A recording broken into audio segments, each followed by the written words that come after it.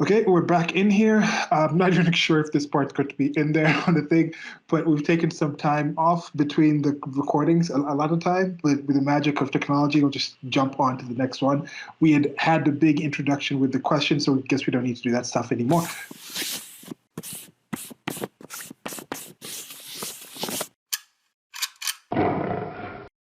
Let's just jump into question number 2. And the second question was, what are 2 to 3 things somebody may dislike about what you do? So that was like the writing, the ghostwriting, and the things like that. Well, things that the audience might dislike is that my focus is more on education and learning than on strict entertainment.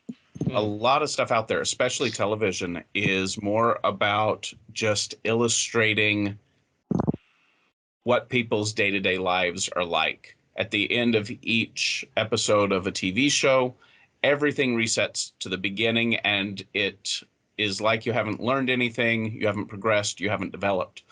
And with franchises, that's important because if your characters change and develop over time, then you can lose your audience.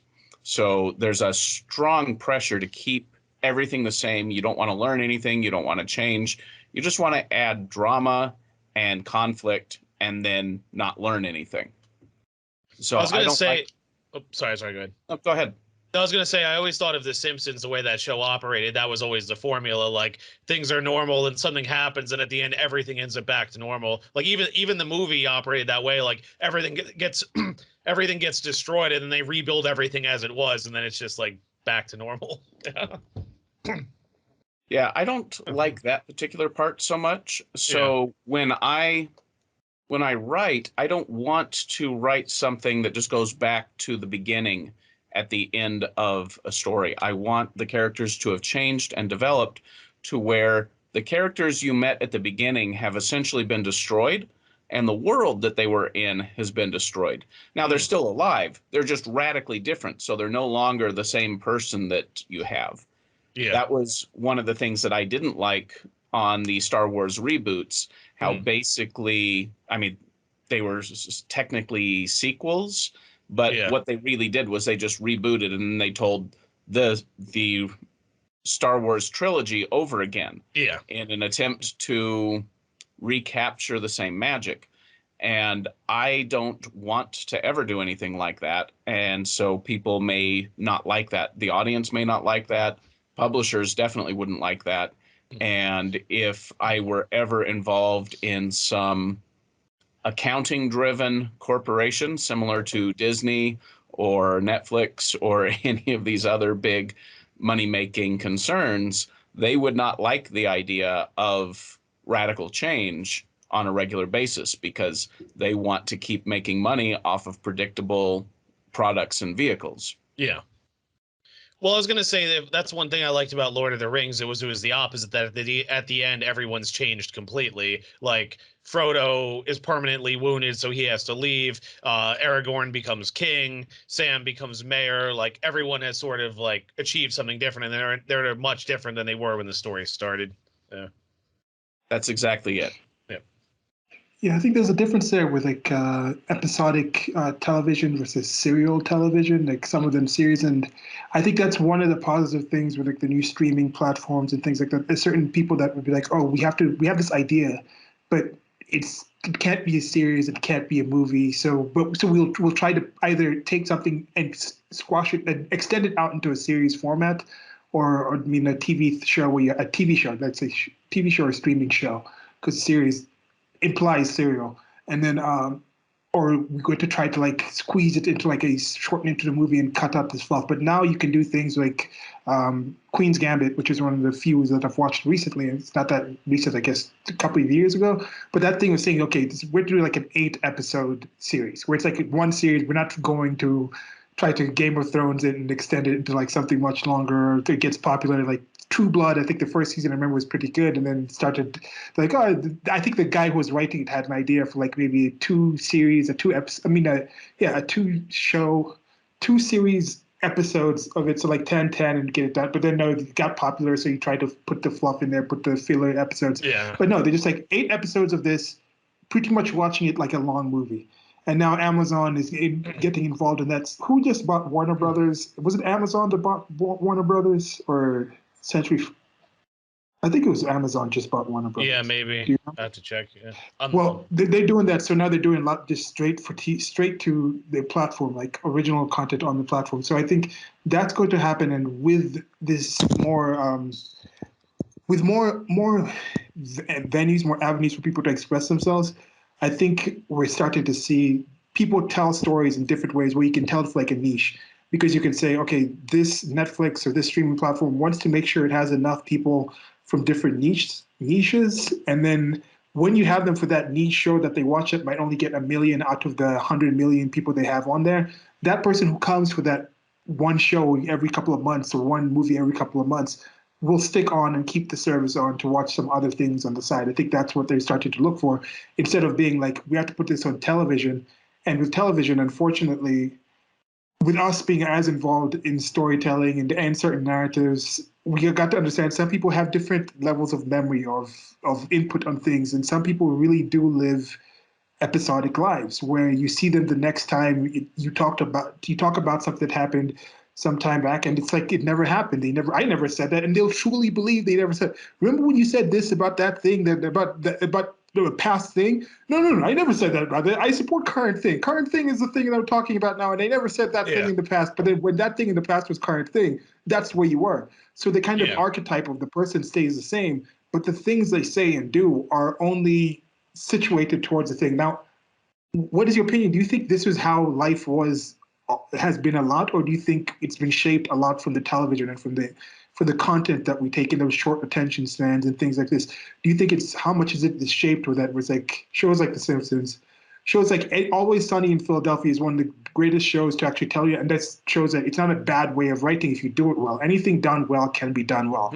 And Always Sunny in Philadelphia, the characters are the same, but it's like nothing happens in the previous show actually counts. And then sometimes it's like something that happened 3 seasons ago is like the key part of this that they've never discussed it over the last 3. It's kind of odd how they do that with that show, but that's the difference if y'all want to think about the difference between episodic and serial, where it's like the characters are the same, the names are the same, general archetypes. This is the big tough guy. This is the kind of weak girl that they make fun of. This is the kind of bumbling guy. That stays the same, but the things that they do are not carried over. So I think that's one of the differences. Well, because I was going to say The Simpsons did that a bit too. Like someone was commenting how like the size of the basement changes depending on the episode and like what the plot is. and how, like I say, each episode kind of starts over, but then they'll reference stuff that happened a while ago. Like they were going to get a horse the second time, and the comic book guy was like, I remembered when The Simpsons tried to have a horse and Homer had to work late with hilarious consequences or something. Or like they bring up like when Homer won a Grammy, things like that. So there will be stuff referenced from way back, but then everything else seems to happen like in the here and now.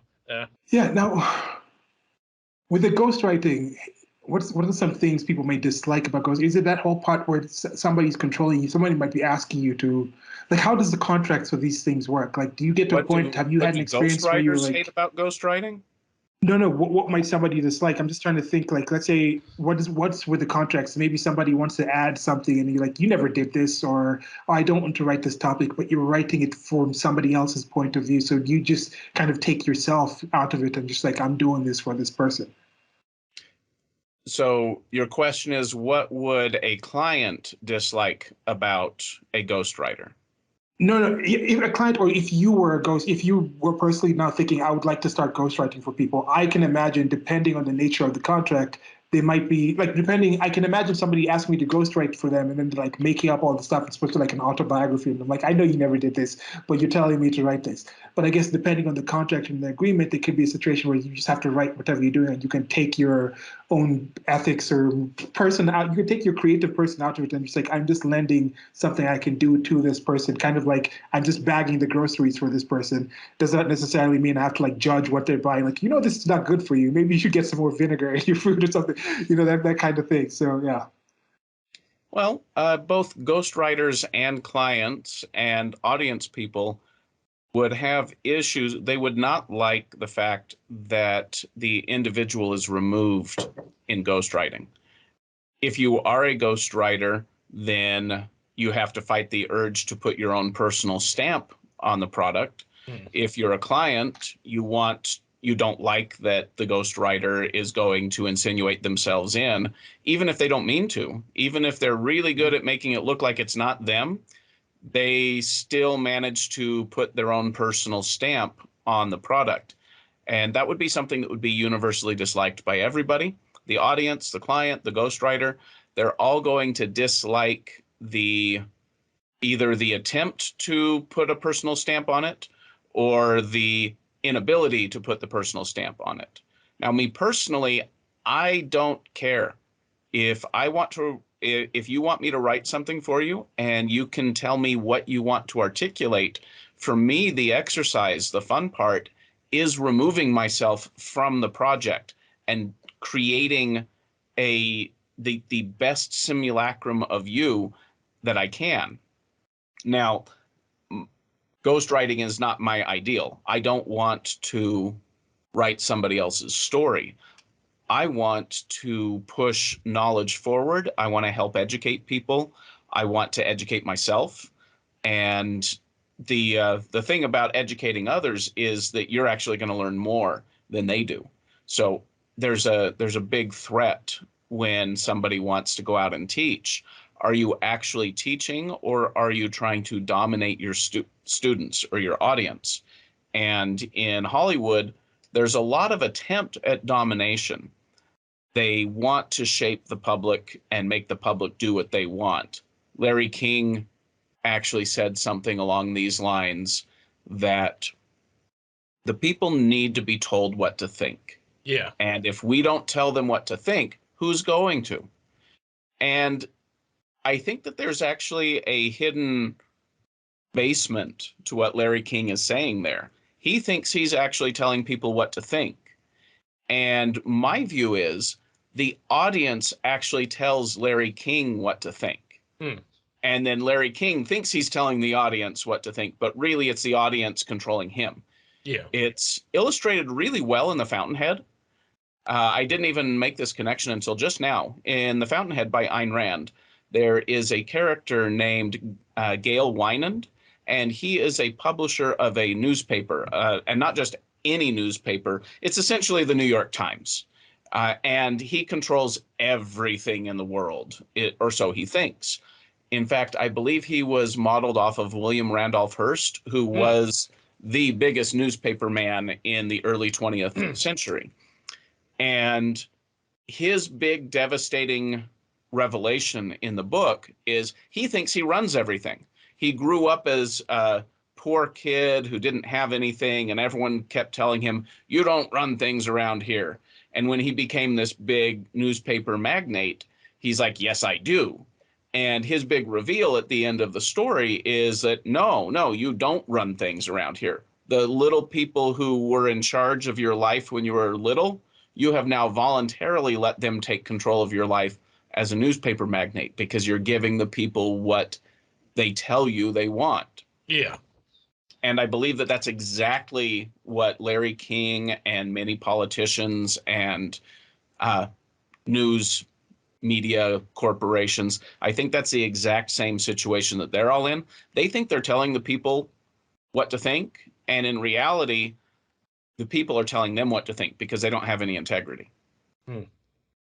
Yeah, I think I agree. I agree with that kind of estimation of this. Not just a simple thing of people just looking at polls or why people going towards clickbait.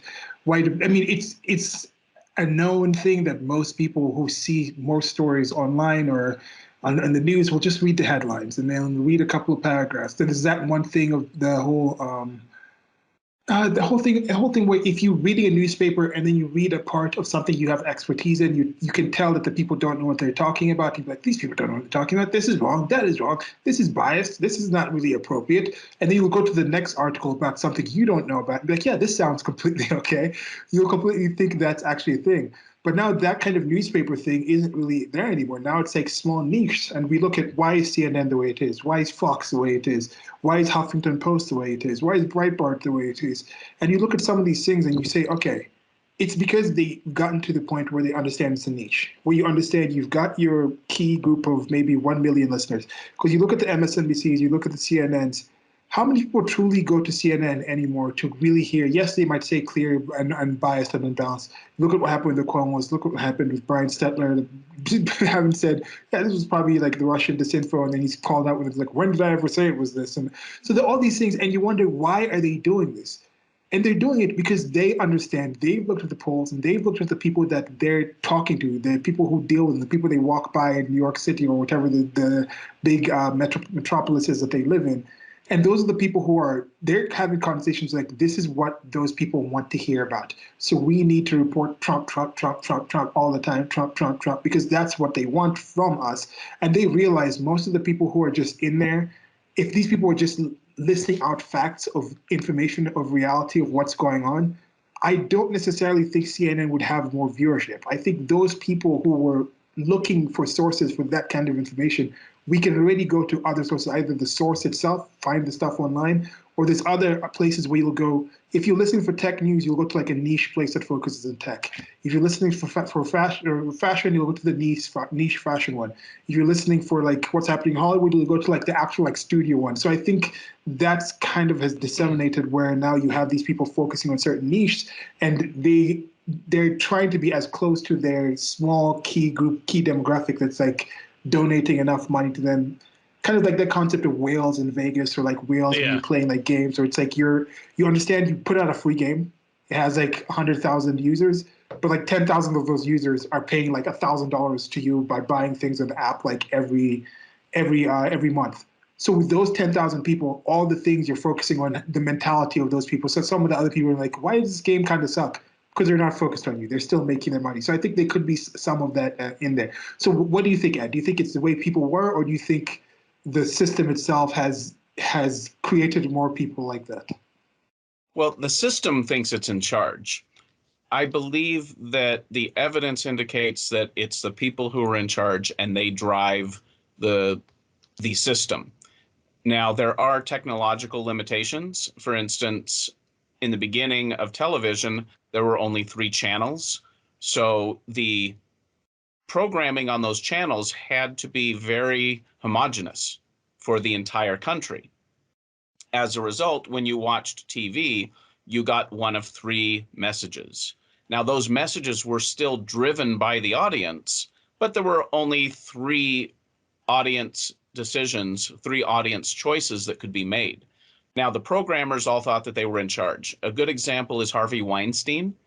He acted as a gatekeeper to the movie industry so that only actresses who would sleep with him could get into his movies. And what that did was that set up a situation where he short-circuited the ability of the audience to dictate what it wants. Now, there's only so much you can do, though, because Harvey Weinstein couldn't force people to watch his movies. He still had to put out movies that people wanted to watch, so he was constrained in just how much corruption he could introduce into the system. And the fewer channels you have, the more corruption can be introduced by gatekeepers.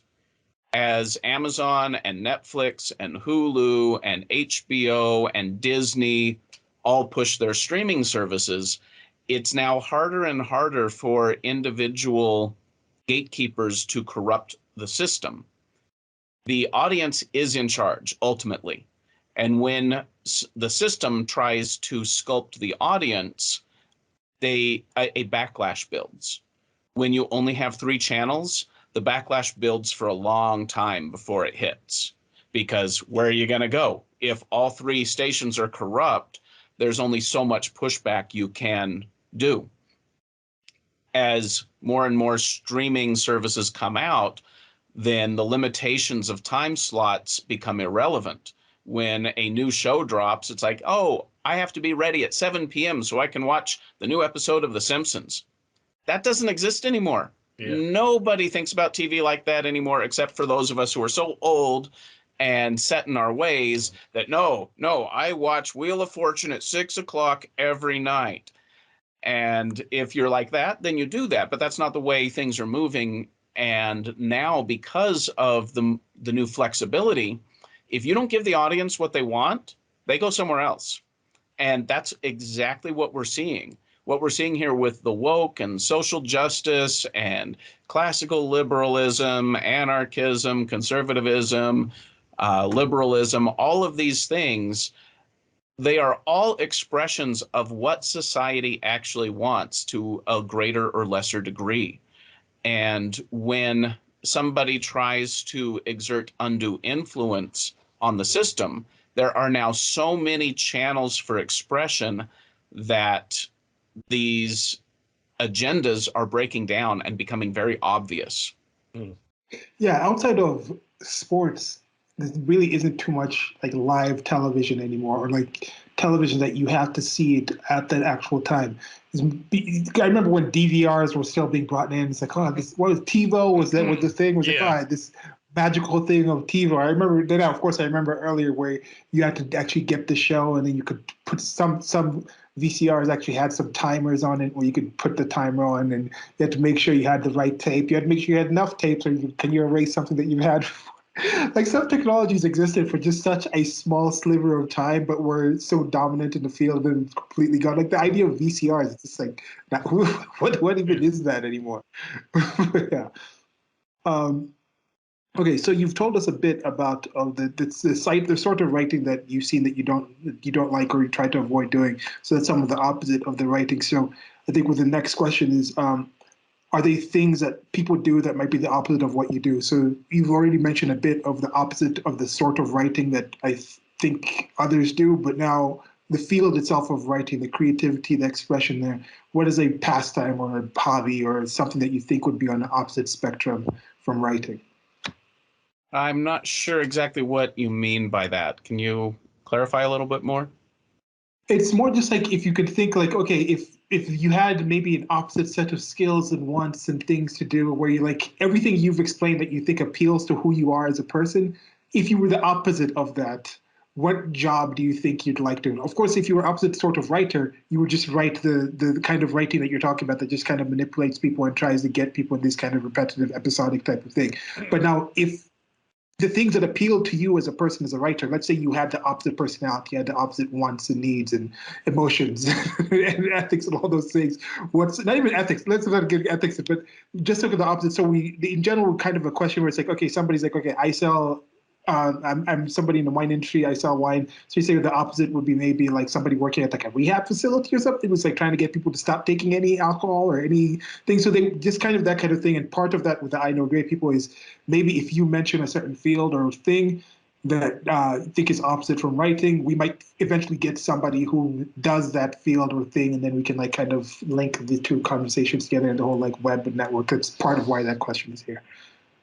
Well, the opposite of writing, the opposite of creativity is simply copying other people.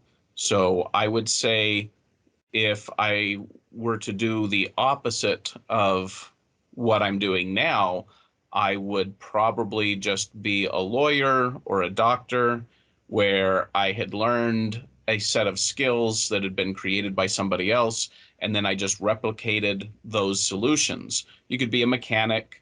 I worked in a lab for a while. I didn't like it. It was very repetitive work, and I wanted to be creative.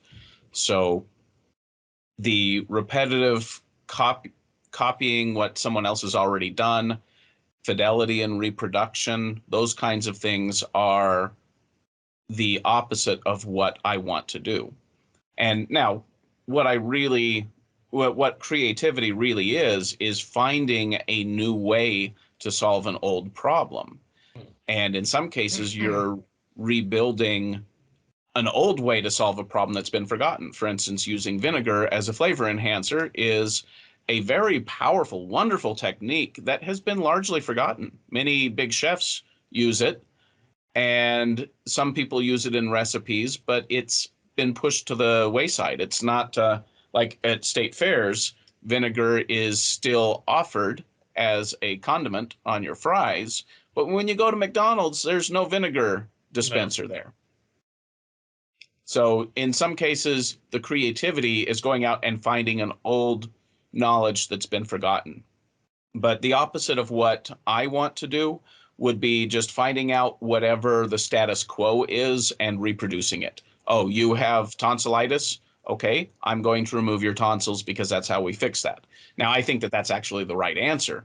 I just don't want to be the one removing the tonsils. I don't want to be a robot. I want to be creative and find new solutions. And as you said, Dick, with the writing, there's certain writings that would use less creativity, and I think this might now apply to other fields as well. Like y'all could probably think about it if you're just working at a bar, like a kind of more of an institutional bar where this is the things that we do. It's like a chain type of thing. You're just working there. Let me not. Let's say it's like orange wasps. The one that's kind of like an orange wasp. You can think of what restaurant I'm saying with that name. But if you're working at the bar there, it's probably just like the set cocktails you're supposed to use. You're supposed to use the exact things that they're. The people are coming. You just order, I want this, and you make it in that same rote way, and you put it out there. There's not too much creativity there. But then if you're working at like the bar the place we just talked about, Dolly Varden with Stephen, you can see they're putting a lot more interest into like the cocktails that they're doing, the mixings, and there might be a situation where you can go to the bartender, you can like, hey, you made this, but do you mind putting this in there? And he's like, oh, let me see if I have it in the back, and you can have some more creativity in that. And also the same thing with lawyers. I'm sure there's certain corporate lawyers who are just like, we're just doing this and this and this and this and this and this kind of way. But then there's going to be some who are like, okay, this law says this, but let's find this way and find this loophole, then apply it to this way, and then bring this precedent from there and try to put this thing together. So it's this. I think there's many people.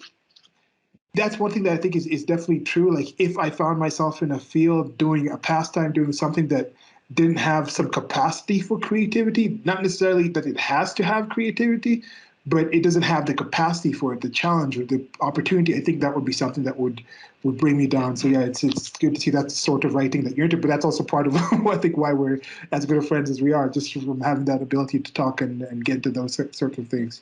Well, just to elaborate a little bit on the restaurant thing, what I was going to say is the one issue with that is that they always preach consistency. And like my teacher made the point that McDonald's in Thailand is supposed to taste the same as it does here. That's why everything is so rigid, because it's you go have this burger here, you go to Thailand, you go to Germany, whatever, it's exactly the same. But the thing is you're going to McDonald's for that thing, so you know exactly what you're getting. Whereas I think what you're getting at is with a neighborhood spot, you're appealing to a certain clientele, but if there are people like me who come in who want to try new things, you can be a little more flexible, but you have to deliver things that are just as good, if not better, because otherwise you lose clientele that way too. But overall, because of the nature of the business, there is a little more flexibility, I think. Yeah, there was a recent president, recent God Emperor of the world, who was traveling around on campaign, and he was eating fast food, and he was being asked why he does it. He says, "Oh, because when it's one of those politicians and kissing babies, being seen at eating at like local restaurants all over the place." Where he said, "No, one of the things I do this is because I know if I go to this restaurant in any state, it's going to be the same. I'm not going to get sick and be on the campaign trail." I'm like, that's kind of a good idea. And so yeah, with Ed, you'd said that it's not wrong to say, okay, the tonsil is going out, so we're taking out the tonsillitis. So what's necessarily the difference between consistency and copying, or consistency and lack of creativity? I don't know. What do you think would be some kind of qualitative difference between those two terms? Well, if you're a surgeon removing tonsils, you need to be consistent, but you also need to take into account each one of your patients. There are doctors who are simply going to cut the tonsils out exactly the same way every time. And then there are those who are going to pay very close attention to their patient and recognize, oh, maybe this patient doesn't need their tonsils out. They have an underlying infection. And if we resolve that infection, the swelling in the tonsils may go down. And that is, you said the difference between consistency and creativity is what did you say? Consistency and lack of creativity, or consistency and lack of creativity. Yeah, consistency would just be, oh, you have swollen tonsils, they must come out. And that's a lack of creativity. Consistency is, oh, you have swollen tonsils, let's make sure that your tonsils are the problem first. And then once we confirm that your tonsils are the problem, then we'll remove the tonsils. That's consistency. The lack of creativity is, oh, your tonsils are swollen, they must come out. That's that was the problem in the Soviet Union, where they decided one size fits all. You have this problem, here is your solution. The problem is capitalism. Okay, the solution is socialism, it fixes everything. Well, I'm still not happy. No, you're happy. We fixed your problem. And that would be another example of a lack of creativity as opposed to consistency. Consistency isn't we remove your tonsils. Consistency is we remove the pathology. Yeah, so in that situation, it would be being consistent to achieve a certain result versus just wanted to repeat a certain process to a certain question that comes up. I think that might be one of the ways to look at it. Well, if you go to a psychologist for depression and the psychologist says, okay, well, I'm going to refer you to a psychiatrist for medication because that fixes depression. And the reality is your mom just died and you're depressed because your mom died. Well, the psychologist should talk to you about that. And okay, well, how did you feel about your mother? Did you have unresolved issues? Was your mother really important to you? And talking those things through. If your mother just died, you should be depressed. You don't need medication for that. Maybe you do. Maybe you have a job that absolutely has to get done, so you can't be depressed right now. Okay, well, let's get you on some medication and see if we can resolve your depression while you're on medication. And if not, then you're going to have to take some time off of work to get that taken care of. The lack of creativity person is just going to say, oh, you're depressed? Okay, here's some Prozac, on your way. Yeah. Now with that, bringing it back to the storytelling thing, this is part of why I'm really looking forward to getting into the Man of Thousand Faces conversation and reading through that book. Is because it's been bugging me, just like that whole like 3 arc part of the storyline. And this is also something that I was talking about with the episodic thing. Is it the way people are episodic that has shaped the way stories are told, or people are telling stories, or is more episodic kind of television encouraging people to think, oh, it's okay to, or it's to seek this? Now it's also that whole thing of the hero of the story, the hero's journey type of thing, the introduction and the conflict and the conclusion, the resolution of it. That the 3 part structure would say, if you're writing a story, this is how you're supposed to write it. Now that works in most cases. You see this most consistency in that. But one thing I'm really impressed is people are now trying to do different kinds of things, like a movie like Memento, which is one of the first times I think I really saw a break around on that kind of thing, where you start to the back and you start branching new things in there. But even those still seem to conform a bit to that 3-person structure, where it's like, oh, if you that whole thing, Chekhov's gun or something. If there's a gun on the wall, it has to be somewhat in the story later on in the first scene. So that kind of thing, like, what part of that do you personally think is something inherent in storytelling, and how part of that do you think is like it was the most popular kind of storytelling that happened to be told at a certain time that just became like how English is like a language that we use? It doesn't mean English is the only language we can talk, but due to the different conflations of things and happening and coincidences in history, English happens to be the language that would probably be the world's language once we have finished up this globalization that we're ongoing. That'll be the primary language. But it could have been Chinese, it could have been Irish, it could have been Swahili, but for whatever reason, it's English. So do you think that 3 arc structure of storytelling is inherent to storytelling, or is that just what's currently popular? The 3-act structure is a very interesting question. I'm glad you asked about it because it's actually something I have a very strong opinion about. And I would say Chekhov's gun is an essential part of storytelling. If you show a gun in Act 1, it has to be used in Act 2. And well, I don't remember the exact rule. I don't memorize all those different conventions. But Chekhov's gun, Chekhov actually told you extremely important essential parts of storytelling. For instance, the most important part of a play is the final 90 seconds. That's where the big punch happens. And that's what your audience is going to remember when they walk out. The 3-act structure, on the other hand, is an arbitrary convention. The 3-act structure goes like this. You have the first 20 pages of your script are the opening. You introduce people, you introduce the conflict, and then you move on to Act 2, where you have what's the phrase? Building something. You build tension, you build conflict, you get into a lot of fights and problems. There are setbacks, and that fills the next I want to say 60 pages or 40 pages, actually. The first 20 pages are the opening where everybody gets introduced and you set the stage and say, this is the kind of story we're going to tell, and these are the people, and this is the situation. And then in Act 2, you build the conflict and you have rising action and you have setbacks and victories and things get tough. And then in Act 3, you get everything building to a climax, and then there's a resolution. Now, with a 3-act structure, you have to impose that on your story. You say, this stuff has to be done right here, and then this stuff has to be done here, and then this stuff has to be done here.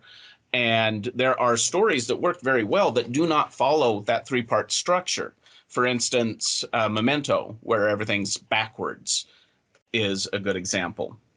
Now, with the 3-act structure being just convention, what is the essential part of storytelling? Well, one essential part of storytelling is you have to show the weakness of your hero. Mm. Without a weakness, nobody cares about your hero. There's no drama. Mm. That is essential. And you need to learn that right away at the beginning, or there's no story. Nobody cares. It's like, oh, Superman just showed up and there's no such thing as kryptonite. All right, then, what's the big deal? I don't care about Superman. If you have a Superman story with no kryptonite, Superman cannot be the main character. You can have Superman in the story, but nobody's going to care about him because he's just a machine that is perfect. It's made out of steel, and it can't be destroyed, and it can't be stopped. So then the problem would have to be, well, you got Lois Lane and Jimmy and your mom and all of these other people who need you, and you can't be in every place at once. So then the drama is about the people who have weaknesses and needs. Yeah. So the essential part of storytelling is showing that your main character has some kind of a weakness. It could be a personal flaw. It could be a flaw that somebody else has. It's like, oh, I really care about my mom and she's sick. My weakness is my mom. Or it could be, I'm a jerk and I'm selfish and I'm hurting people because of that, and I need to learn how to stop being so selfish. That's a personal weakness. So you need to have something wrong with the main character's life. That has to be shown really soon, or you don't have a story. A good example is the movie Up. Have you both seen Pixar's Up? I haven't seen I've seen clips of it. I haven't seen the whole thing. Yeah. Yeah, okay, you definitely should watch it. It's amazing. Yeah. When Up starts, it's just a montage of a young couple falling in love and getting married, trying to have children and failing, and then the wife dying. Hmm. And until they start having trouble in their life, it's not really all that interesting. Oh, cute, nice little love story. Where's the problem? Oh, they can't have kids. Oh, they can't adopt. Suddenly she dies. And now you got a problem. And what are you going to do about it? And that's a big problem. That's an essential problem. Yeah. The montage, they show that entire story in just a few seconds. And it's powerful. It just kicks you, because now you have this old man who's retired and he's just waiting to die. Where's the story going to be? You got a big problem now. And so you bring in this little kid and he's got a problem. And now suddenly the old man has a reason to live, a reason to pursue the dreams that he had with his wife. Mm. And even though she's gone, her memory lives on, and his desire is still there, just the same as his wife's desire was there. In fact, the fact that his wife is gone makes his desire even stronger. His need to fulfill her dream is doubled because she's not there anymore. And Pixar showed how to create a story without using the 3-act structure. I mean, you can impose a 3-act structure on top of it. Yes, you introduced all the characters right at the beginning, but you don't need to spend the first 20 pages of your book or your script introducing people, you can forget about that completely. You can just start straight up with a problem. In fact, there's a term for that. It's called in media res. It means in the action. Star Wars starts out in media res. You don't know who anybody is, and you just see this ship come into view, and then this other big ship come into view blasting away at it. And you automatically know that there's some conflict and there's some drama there, and there's a really, really small opponent and a really, really big opponent. And you don't know who the good guy is. You don't know who the bad guy is. You don't know who any of the characters are. And they just start out with that big punch right at the beginning. And that's not character introduction. That's action. And with the 3-act structure, you're supposed to introduce the characters. Now you can say, oh, but that's part of the introduction. Yes, but that's rising action. That's also rising action. A big space battle, that's action. And that's not supposed to happen until Act 2. So you have all of these arbitrary constraints from the 3-act structure. That's not storytelling. Storytelling is when you show somebody with a problem. And the best kind of problem is one that's internal. It's like, okay, if Silas doesn't like me and he hides behind the door with a baseball bat, I got a problem. And my problem is Silas. And yeah, okay, that's nice. And some people have that problem. But if the problem is that I stole Silas's girl and I was a jerk about it, and I really ruined his life, and that's why he's hiding behind the door with a baseball bat. Now the problem is me. I'm a bad person, and that's my problem. And Silas is the consequence of my problem.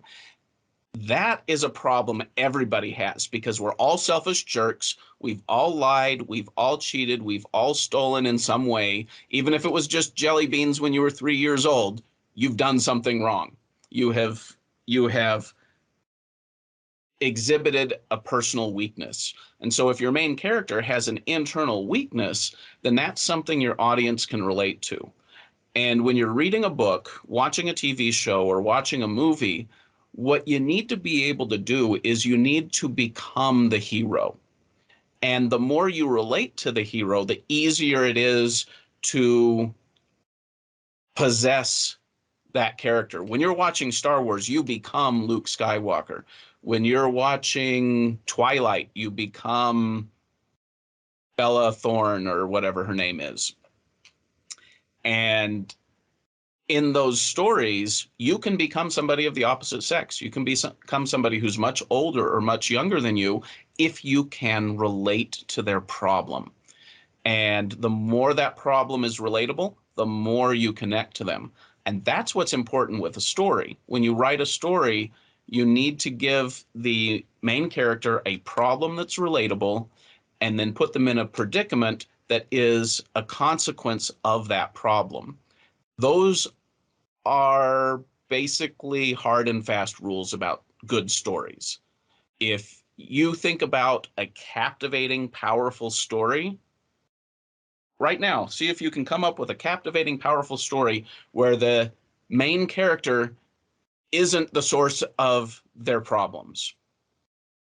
Or if they're not the ultimate, if there's an external problem, they don't have an internal problem that's making it worse. Like Luke Skywalker at the beginning of Star Wars, it's not his fault that the Empire is trying to blow everybody up, but the fact that he's inexperienced and uncertain and insecure, that makes everything worse. If he were confident and secure and a dutiful nephew on his aunt and uncle's farm, then when Obi-Wan Kenobi and Han Solo show up, then he would have seamlessly fit in and there wouldn't have been a whole lot of drama. Can you think of any stories where the main character doesn't have a big weakness and is a big part of the problem? Well, because I was going to say, I mean, it's not a counterexample, but it actually sort of runs in line. I was thinking like Frodo in Lord of the Rings, like he's just a hobbit living in the Shire, but this burden gets pushed upon him, but he's not a warrior. He doesn't know what he's up against, all this. So he has to figure out, okay, how do we get there? And then of course the fellowship breaks up, and even with all these people helping him, he then they have to work with Gollum and all that. So it's like that's kind of his own, I guess, like insecurity and experience, lack of knowledge. But it's also, as you're getting at, he becomes a hero because he overcomes all of that, and he almost becomes corrupted at the end too by the ring. So it's No, like he does fail. He Yeah. does fail, and he Yeah. is corrupted by the ring, Yep. and he is saved. Well, yeah, because what was it? Gollum bit his finger off, but then it fell into then he grabs it. Yeah, it falls into the but yeah, it's like he's not some like powerful knight in armor who's just hacking through his enemies and then wins the day. Yes. So imposing a 3-act structure onto a story doesn't actually provide anything useful to the writer. It just gives you a convention that is used by Hollywood right now. And, it helps if you impose the 3-act structure on your story, because then the people who read your story can see the 3-act structure and go, oh, they're doing it right. That doesn't make the story good. It just means the convention and the conventional people who will be reviewing your work will then feel like what you're doing is recognizable, familiar, and safe. And that's just it. Recognizable, familiar, and safe is boring. Yeah. And that's why Trying to think Disney with it. is so boring, because they're Not all of it. recognizable, familiar, and safe. Well, that's to add on to Trying what to you were think what. saying. Well, I was going to say with the Go Star ahead. Wars thing, that was the problem with the recent trilogy. And I think you sort of got at this before, that Rey is so overpowered off the bat. Now they explain why, because of her bloodline. But it's like but Luke's father is also the most powerful Force user to ever exist, and it's like he has no idea what he's doing and struggles a lot too. And ultimately, he's able to pull off destroying the Death Star, but there's still that struggle. Whereas Rey just has a lightsaber and just like flawlessly hacks through everyone, and it's like there's no struggle, there's no real. It's just this feminist girl power, narrative. All of Rey's problems are external. Yeah. She has no internal problems. You could say that she's ignorant at the beginning. She needs to learn some stuff. But every time she discovers that she needs to learn something, she learns it right away without any training. Yeah. She learns how to do a Jedi mind trick. Yeah. All on her own. She just discovers how to do it. Just boom. Wow, I can do a Jedi mind trick. Oh, I didn't know there was a name for it. Aren't I cool? She's just not a compelling character. Whereas Luke, like, he's struggling to lift the rocks and he gives up lifting his ship, and then Yoda does it. He can't believe it, but then Luke eventually does become that powerful. And that's halfway through the second movie. Yeah. he can't pull an X-Wing out of a swamp halfway through the second movie. At the beginning of the second movie, he can't even lift up a lightsaber to save his, well, he can barely lift a lightsaber to save his life. Yeah. The Snow Beast is about to kill him, and if it weren't for that, he wouldn't be able to get the focus and attention and power to use the Force enough to pick up a 1.5-pound object and move it 3 feet. Yeah. And then Rey, in the beginning of it, I don't remember when it is, but by the end of the first movie, she's having a lightsaber duel with the most powerful evil knight in the trilogy, and she survives. Yeah. And it's like Luke Skywalker didn't even get into a duel until the end of the second movie, and he got his hand cut off and his ass kicked. Yeah. He falls down a pit. That was his first encounter with an actual lightsaber duel, and he thought he was hot shit at the time.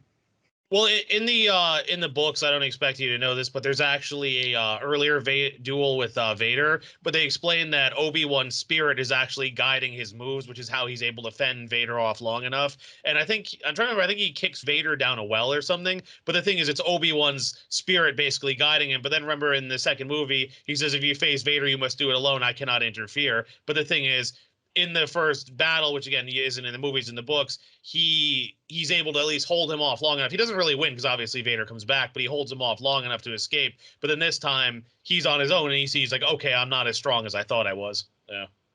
Are you talking about Splinter of the Mind's Eye? What's it? Go ahead.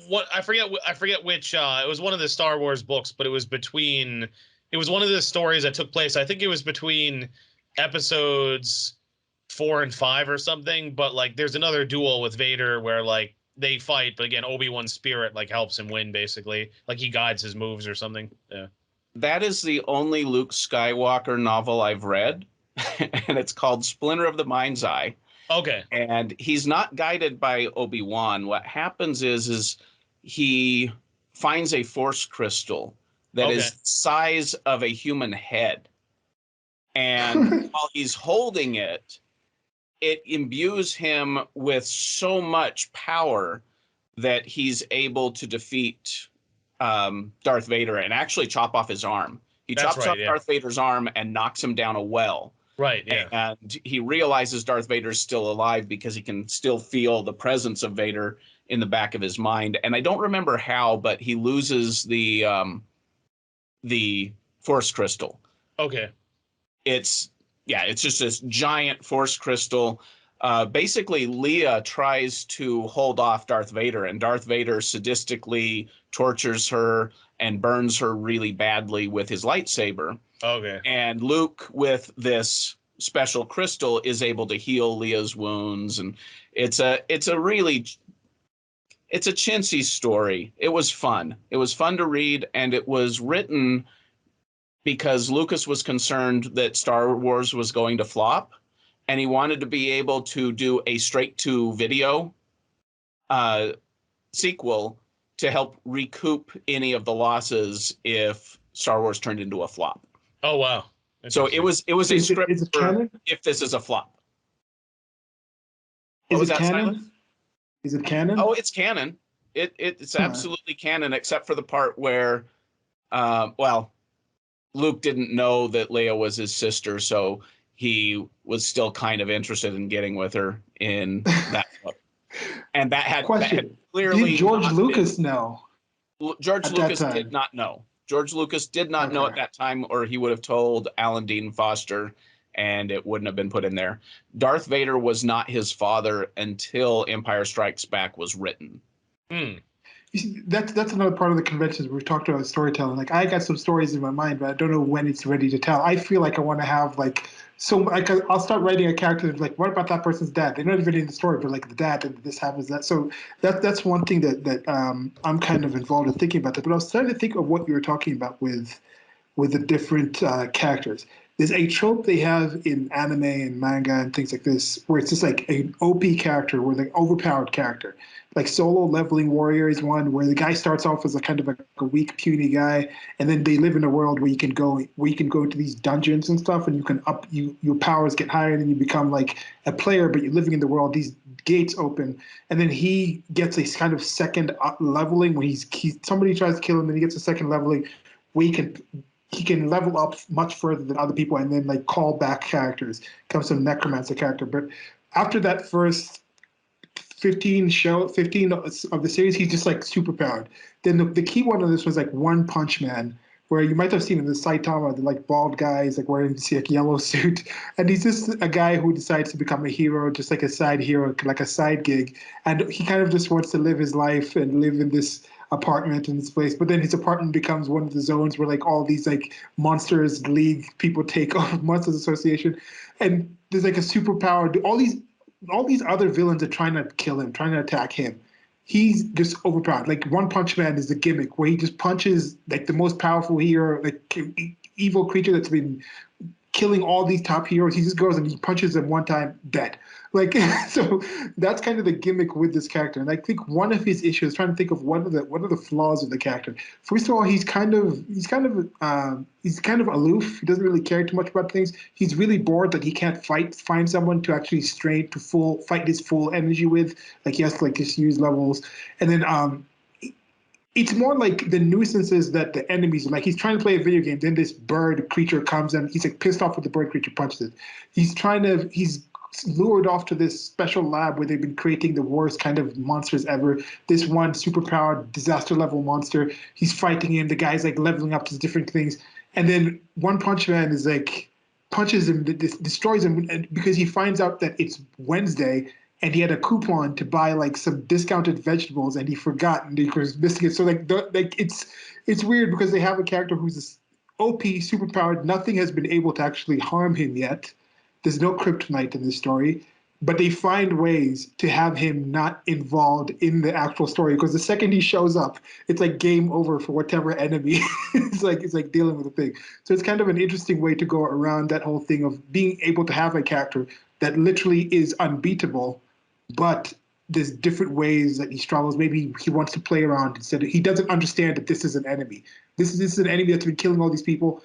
He walks up to him in the street. Instead of recognizing who it is, he's kind of swats him aside and keeps going on with his day.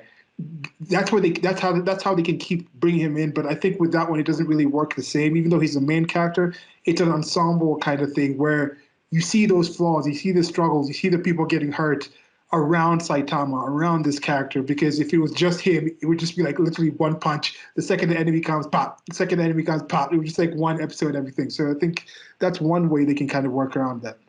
I don't know.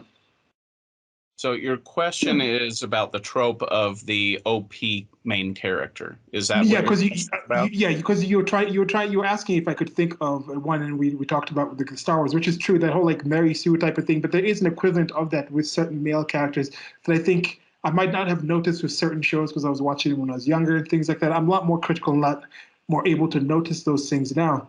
But yeah, there is an aspect of that. That I was also trying to wonder, is that something when it goes more into something being treated as a godly type of thing, more of a religion, a thing of faith, versus something where it's like based in storytelling, based in more realistic thing? Because I was trying to think, like with the story in the Bible, is God really the main character of the Bible? Not really. Is Jesus the main character of the New Testament? I don't even think so. Like when you have that, if you have a character that's all powerful, it only works in an ensemble cast. But now Solo Leveling Warrior, he was kind of the main. Actually work. So yeah, I'm trying to. The OP character doesn't actually work. It's actually a mistake. I mean, but that's what I'm saying. Like you have to have the ensemble, but the OP characters, the way they're treated, you have to use them in passing. But even with yeah, it depends because but with these things, they also find ways of having enemies that keep leveling up. Yeah, even with an ensemble cast, it doesn't work. They started out like I would say that Dragon Ball Z might be the first really clear example of that OP trope, where you get Goku and he becomes a Super Saiyan, and then they have to keep putting bigger and bigger villains on top to make it look like, oh, no, he's not actually the most powerful. There is somebody out there more powerful than him. And Saitama isn't actually OP. In One Punch Man, he's not OP. Because the story isn't about the fighting.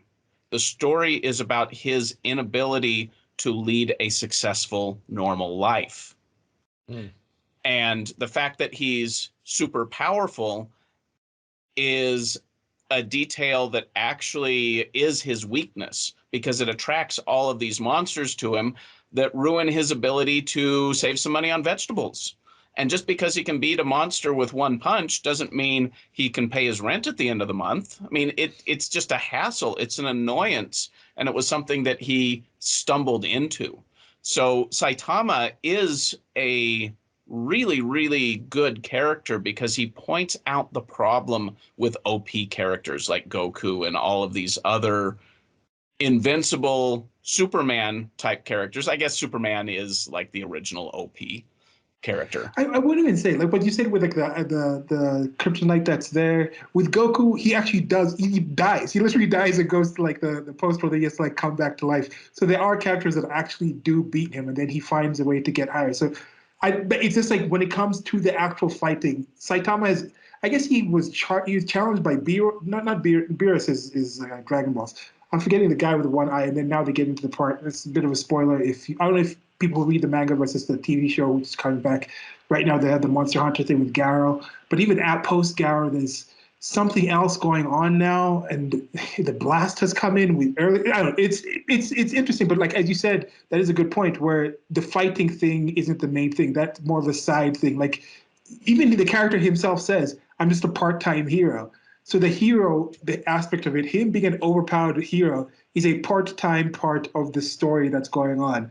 And then he happens to have that like an ensemble cast. You said like when you talk about other characters, now you're talking about the different flaws that they have. But whenever Saitama is, I think most of the time Saitama is on the screen, of course, is like you said, him dealing with his day-to-day life, trying to have the normal life, and the issues that come with that because he's super proud. Yeah, so yeah, that's a good take right there. The powers is actually a weakness of his. It's actually a flaw.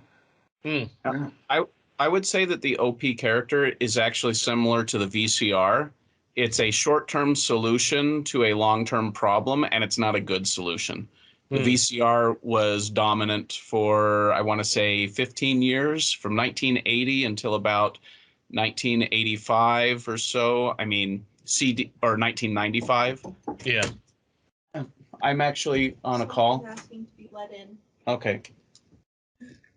Hello. So the cat needed to come back in for some esoteric reason. So the VCR was basically dominant for about 15 years, and then it went away. This idea of an OP character that can be that can beat anything isn't an effective solution. Superman is not as interesting as Batman. And in order for Superman to be a good character, they had to retcon serious weaknesses into his character. And that's why Batman's so much more interesting. He doesn't actually have any superpowers. He's a detective who trains really hard and has become really good, but he's still extremely vulnerable and open to attacks. And the problem with the idea of the OP character is that it's very alluring to especially young boys who feel vulnerable. If you feel vulnerable, you want to be really strong. And so you want to be Superman. You want to be Goku. You want to be Saitama. But actually, if you're watching One Punch Man, you don't want to be Saitama because he's got all this anxiety. He's so neurotic and he can't get his life straight. Sure, he can beat Mothra and Godzilla with one punch, but he can't even use a coupon properly at the grocery store. I mean, who wants to be that? Yeah. So when it comes to Halloween and when it comes to the movies, Superman had a decent run, but Batman has had longevity. A new Batman movie just came out. When's the last time a Superman movie came out? When's the last time a good Superman movie came out? That was clear back in the 80s. I'm a bit biased. I really like the Henry Cavill movies. I really like that take on Superman because he's more darker and stuff like that. Although DC tries to go dark, but yeah, I think that's a more realistic Superman. Like you're not going to have those kind of fights and have no one die. Like a lot of people are going to be dying when you have these like massive fights blowing through skyscrapers. It's not like every time the supervillain comes to like Metropolis, they're going to do like a full on like evacuation of the entire city and things like that. It's like no, people are going to die. Like I like that more realistic sense, but for some people, I've seen that certain comics and things like this, they have more of a religious type of take to it, and not even like old gods, new gods, like monotheist gods that are untouchable, that type of omnipotence type of thing, where this is the character, they're always good, they always do positive things in this kind of way. Whereas I think you look at the older gods, and this is part of why I think some of those older gods have been more involved in telling different stories where they had flaws. Zeus was a philanderer. He was like sleeping around with all kinds of people and stuff. So you could kind of understand why Hera was so pissed and like was like, oh, why are you doing these things and whatnot? She had her own issues. So those kind of flaws that you had in gods, and I think there's something more appealing about those gods. They're more organic. They're more true to what humans are. And I think this is something that came up just to think about the gods. One of the unfortunate things that we talked about is when we look at certain characters, when you look at certain archetypes of characters where people demand this character in this way can't be treated in a certain way. You can't hurt this character. You can't besmirch them. Oh, you're saying all black people are bad? Or you're saying like a Chinese person, this means you're talking bad I think because you have this Chinese person doing this bad thing. And like once you start putting those things where only Chinese people can be written in this kind of way, doing this one kind of thing, you get to a point where you're not telling the story as much. It's not reaching out to people as much. People can't relate to something as much if they're told this is only for these people, only told by those people. Whereas you have like the Greek gods, that's something that's involved in all kinds of genres, written by all sorts of writers. They keep going back to those tropes. You find like a Zeus type character showing up in characters in all sorts of places, written by all sorts of characters, because those are things that are just open to people. Yet you have some other things where now, oddly enough, if you have a character that does martial arts, it has to be Asian now. In the past, not in our lifetime, it used to be a thing where it's like, oh, that's a trope. Like, why does every Asian have to have it? Then it was like, okay, you have to show Asians in different ways. Now it's like, okay, all the Asian martial arts, all the characters in martial arts have to be Asian now. It has to be written by an Asian person, has to come from an Asian lived experience. That like it's a weird kind of thing how we've gone from that spectrum where, oh, you're black exploitation, you're making characters after them, let them do other things. Now it's like back to the point where like, no, this character is only the only way it can be done by these people themselves. It's a weird type of thing with just storytelling. Now it's morphed and changed and things like, I don't know. Yeah. Yeah, so that was a bit of a ramble, and I guess we've talked about a few different things, so we can kind of go on to the next question. And you talked about some of the things that here already. What are some of the misconceptions about what you do? So, what's the misconceptions personally about the writing process? How people, what are the challenges of writing? Like, what you expect? Like, this is one of the things that I've mentioned already in passing, where I'm thinking, do I have to? How much of the story do I have to know before I write the story? Before you actually put something out there for people to read and people to analyze? What structures do you have to use? Like you said with George Lucas, he thought it was going to be a flop. He wrote this thing. He didn't even know like they're going to be brother and sister, but then you can go back in and retcon things. And now we also look at certain things. Somebody created a character, and then that character gets out in the world. Other people take that character, change things around. Like what's the process that you think people would have misconceptions about somebody who might want to actually write from somebody who has been writing and looks forward to doing it in the future? Well, I would say that most writers have a lot of misconceptions about writing. For instance, George Lucas, I would actually say he only ever wrote one Star Wars movie, and that was the first one. And everything after that was just crap. Everything. I used to really like Empire Strikes Back, and it's still a good movie, but it's not a Star Wars movie. Everything after the first movie has just been an attempt to recapture the magic from the first movie. And the magic from the first movie is not reproducible because what Lucas actually did was he created the kind of special effects necessary for you to really suspend disbelief and immerse yourself in the story.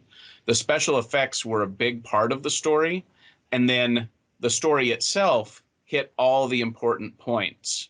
And if it hadn't been for the amazing special effects, Star Wars still probably would have been pretty successful. But the special effects on top of the solid story really catapulted it into the stratosphere. And that sustained it for Empire Strikes Back. And then Return of the Jedi, Phantom Menace, Attack of the Clones, Revenge of the Sith, The Force Awakens, all of that stuff, it was all just fan fiction.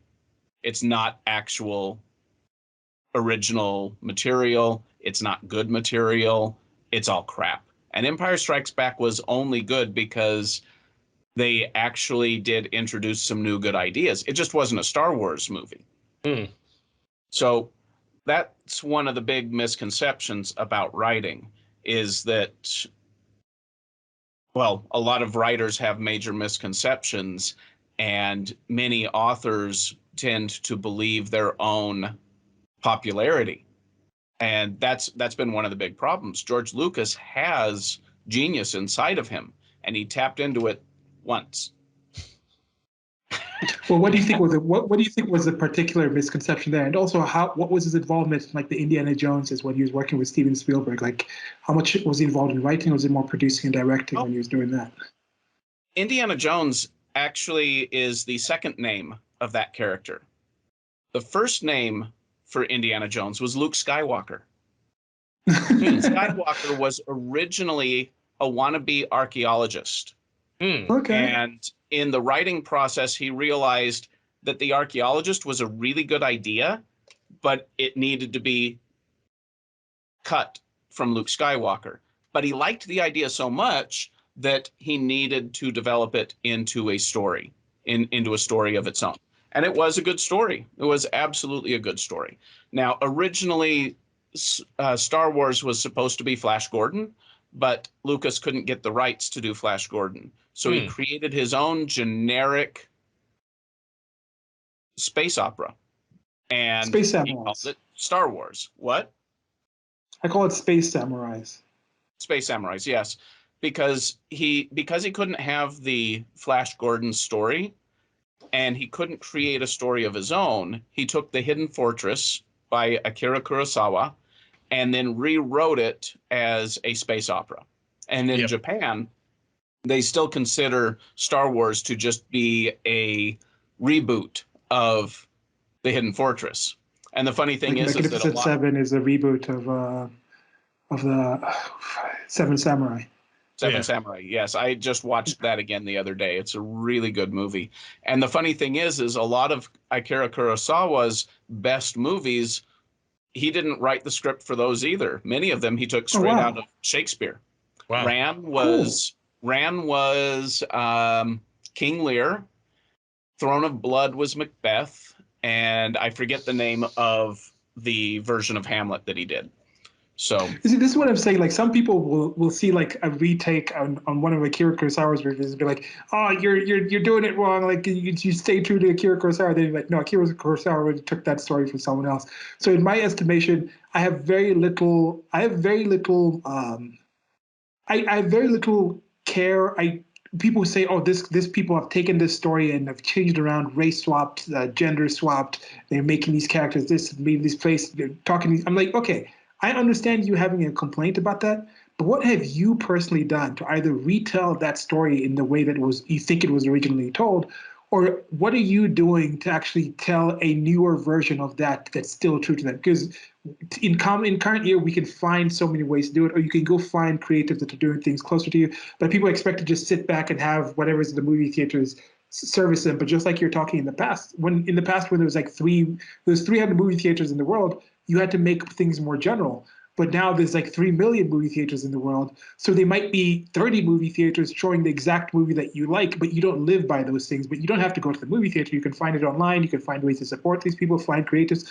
They're just putting a little bit extra more work. But yeah, so I jumped to the thing. So what do you think was a main misconception that George Lucas had when he was writing these other stories? Like, what do you think was in there? Like, I don't know that he had a misconception. I think he may have just been too afraid or too unwilling to face the pain that is necessary to really get in touch with the genius that is not just inside of George Lucas, but is inside of everybody. And he may have had a misconception. I suspect he didn't, because I think he is actually a top tier creator. So he may have just been unwilling to face the pain and struggle necessary to create something that's top tier. The fact that he created Star Wars is proof that he's top tier. Now, when you watch documentaries about him and about the other Star Wars stuff, you see a person who is not operating on the top tier. But he has operated on the top tier in the past, so he is a top tier creator. For people who are not top tier, one of their biggest misconceptions, and I would actually say this is the biggest misconception about writing and writers, is that you have to create something new. That's not your job. Shakespeare did not create very many original stories. He took stories that already existed and rewrote them. Romeo and Juliet, Othello, all of the historical plays that he wrote, all of those were stories that were not original to him. And he changed them, and he didn't care about plot. He made so many major plot flaws. In Hamlet, Hamlet starts out necessarily 17 years old. The play can't last more than 6 months. And at the end, he's 27 or 30. I forget exactly how old. But he ages more than a decade in at most a couple of months and maybe just a few days. So Shakespeare doesn't care about plot continuity. He cares about the drama and the character development and their weaknesses and their wants. So the biggest misconception, I would say, is that, well, twofold. Either you have to create something new, or if you're going to rewrite something, you have to stay true to the original story. It's like, you need to stay true to the original drama. The original problem is, how do you live a good life? That is the ultimate question that makes movies and stories entertaining. You have somebody who you can relate to, who could live a good life, but they don't know how. And then what they have to learn along the way is something that can also help you live a better life along the way. Where Luke Skywalker is arrogant, insecure, fearful at the beginning. And by the end, he's still got problems, but he's learned how to be confident and a little more humble and more cooperative and loyal.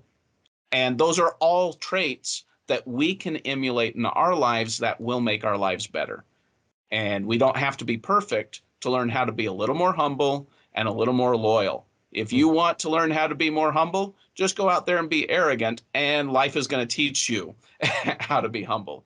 If you need to be loyal, go be disloyal to your friends, and you'll learn the value of being loyal. The reason why we like to go see movies is because we get to live through these experiences without having to own the consequences for the rest of our lives. You can go watch Macbeth and watch the consequences of being a traitor and murdering somebody in your own house without actually killing somebody. And then the play's done and you get up and you leave. It's like, oh boy, I'm never going to murder the king when he comes to visit. And it doesn't have to be as big as murdering the king, but you could have a friend come over to your house and you could learn something about them that they don't want other people to know. And then you tell other people about it because it's fun to share juicy gossip. But that's equivalently the same thing as Macbeth. It's just not the same high drama as murdering the king. You just betrayed the confidence of a friend of yours, especially a friend of yours who is better than you, because King Duncan is more noble and more powerful than Macbeth, and Macbeth is envious of Duncan's station. And we've all had friends who were more popular, more handsome, more wealthy, more skilled, and we've been in situations where we could take them down a peg or two. And that's what Macbeth did. And the lesson we learned from Macbeth is don't take your friends down a peg because you're jealous or envious of them. If you do that, it's going to come back and it's going to bite you in the ass and you're not going to like it. And by watching Macbeth, you get to take your better friend down a peg and experience the consequences. And when Macbeth is over, you get up and leave the consequences in the theater. What happens in Vegas stays in Vegas. That's where that phrase comes from.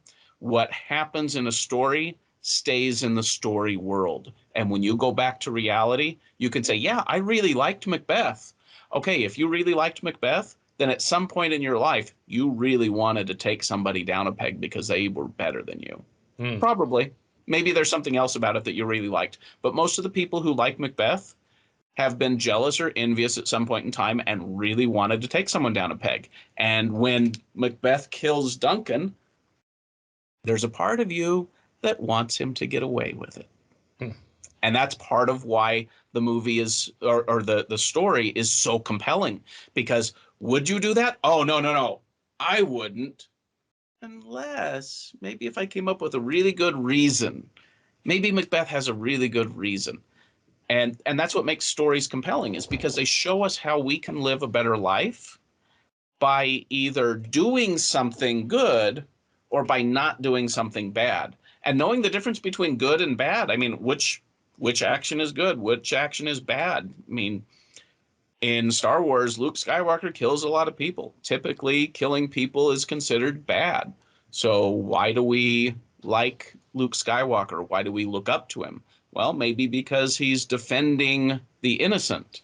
And when you're defending the innocent, then okay, maybe killing is still bad, but it needs to be done. And it's not like, do you really want to be Luke Skywalker?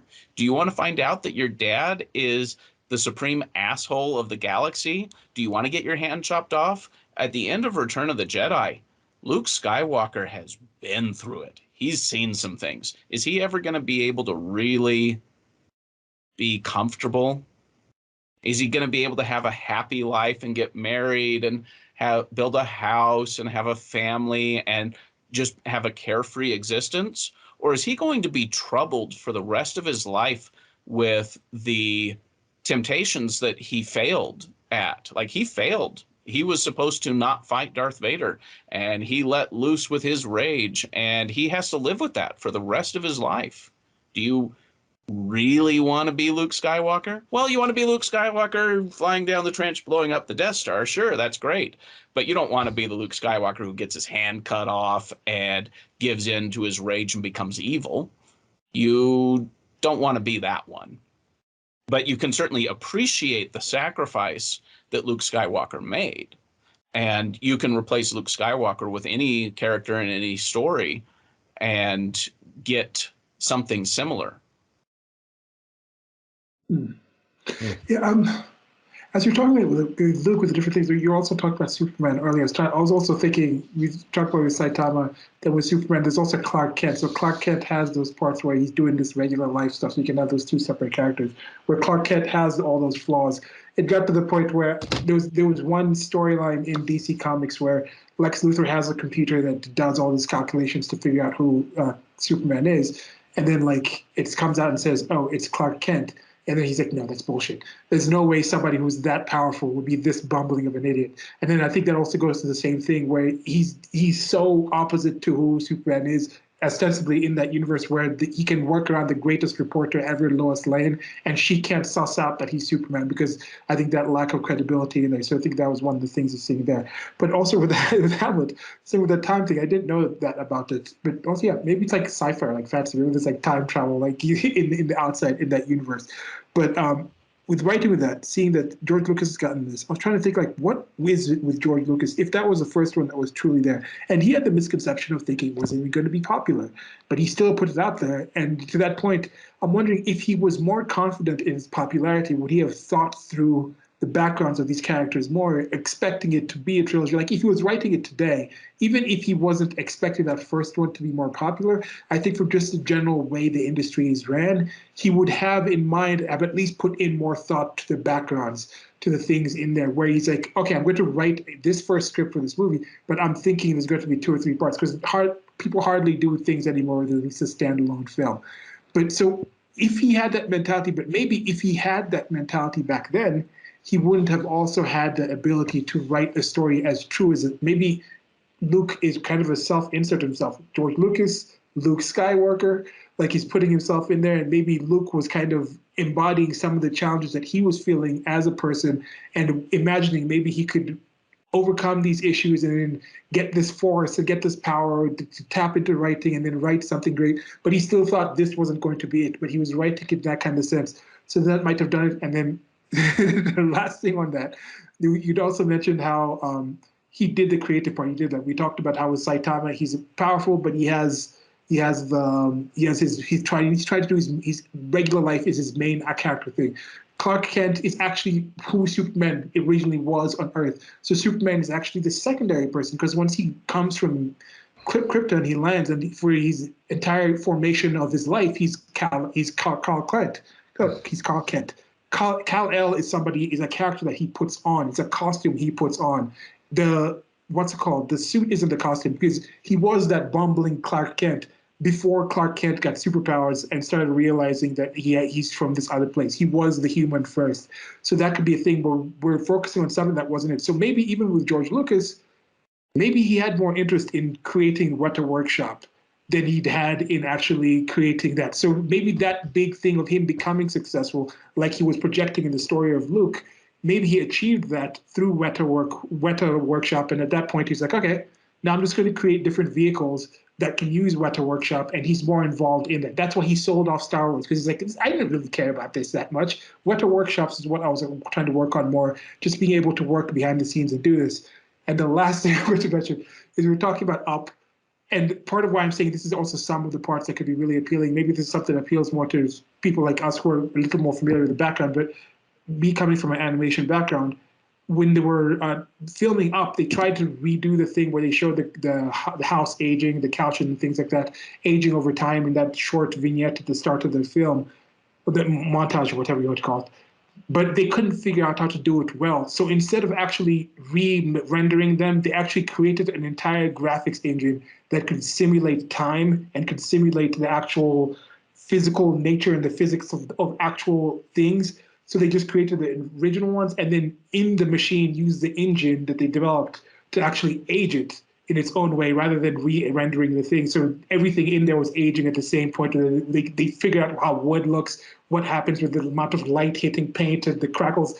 It's rather amazing how there's all these other parts to stories that are, it's not simply what we read. It's not simply what we see on the screen. There are all these stories, behind the storytellers, behind the people telling the story, behind the people who are sitting next to you, listen to the story. It's just an amazing thing to be involved in. And as you said, this is something that a lot of people can do.